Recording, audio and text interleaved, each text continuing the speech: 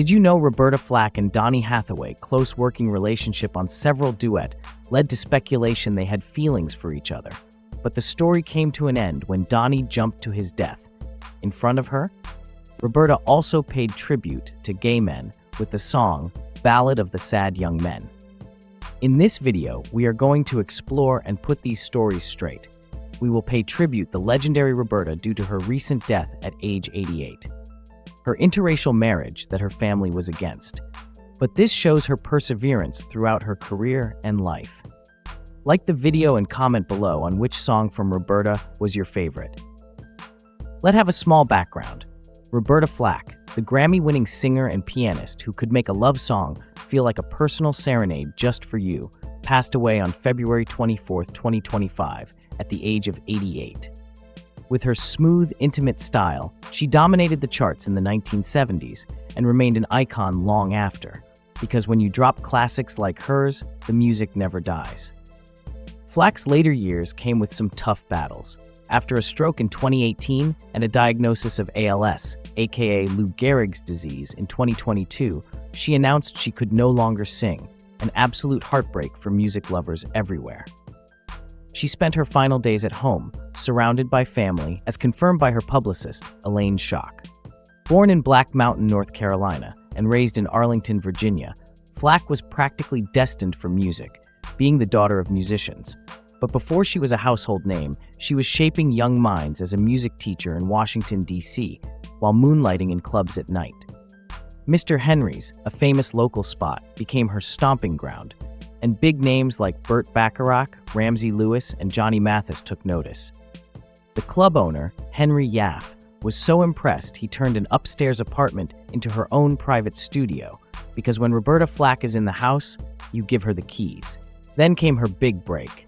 Clint Eastwood decided to use her song, The First Time Ever I Saw Your Face, in his 1971 film, Play Misty for Me. The song played over one of cinema's most steamy love scenes, basically guaranteeing it would be burned into everyone's memory. The result?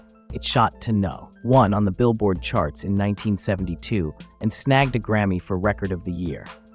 Because once you get Eastwood-level cool on your side, there's no stopping you. But wait, there's more. Flack doubled down in 1973, hitting #1 again and winning another Grammy for Killing Me Softly with his song. That made her the first artist ever to win back-to-back Record of the Year trophies. You could say she was on a killing spree, musically speaking, of course. Roberta Flack's love life had its own set of plot twists.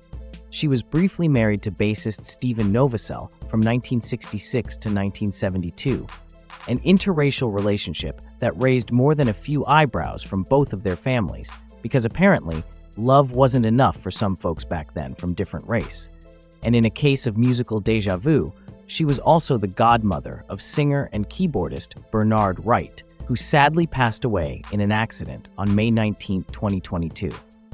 Alright, buckle up, because the Roberta Flack and Donnie Hathaway story is packed with talent, tragedy, and a whole lot of rumors. Rumors have long swirled that Donnie Hathaway was secretly in love with Roberta Flack, and because both were married at the time, his unspoken feelings allegedly contributed to his tragic death. Roberta, however, has consistently shut down this speculation in interviews, making it clear that their connection was purely musical and platonic. That said, she was actually present when Donnie jumped from his Manhattan hotel window in 1979, a heartbreaking moment that added even more mystery to his already troubled life. While many interpret his song Someday We'll Be Free as a civil rights anthem, others believe it was a deeply personal reflection on his struggles with mental illness and the overwhelming pressures he faced. Another long-standing rumor suggests that Donnie may have been an allegedly closeted gay man, grappling with his identity while being raised in a strict religious household led by his minister grandmother. Whether or not that was true, it's clear he battled immense personal demons that weighed heavily on him. Despite his struggles, his collaborations with Roberta, like Where Is the Love and The Closer I Get to You, remain some of the most iconic duets of the 1970s. Their chemistry, whether rooted in deep friendship or something more complex, resulted in timeless music that continues to resonate. While Donnie's life was tragically cut short, his soulful voice and emotional depth ensure that his legacy lives on. Roberta Flack and Stuart Bosley dated. This and a second marriage to Stuart Bosley ended in divorce. Less is known about this marriage, but they seem to have remained good friends.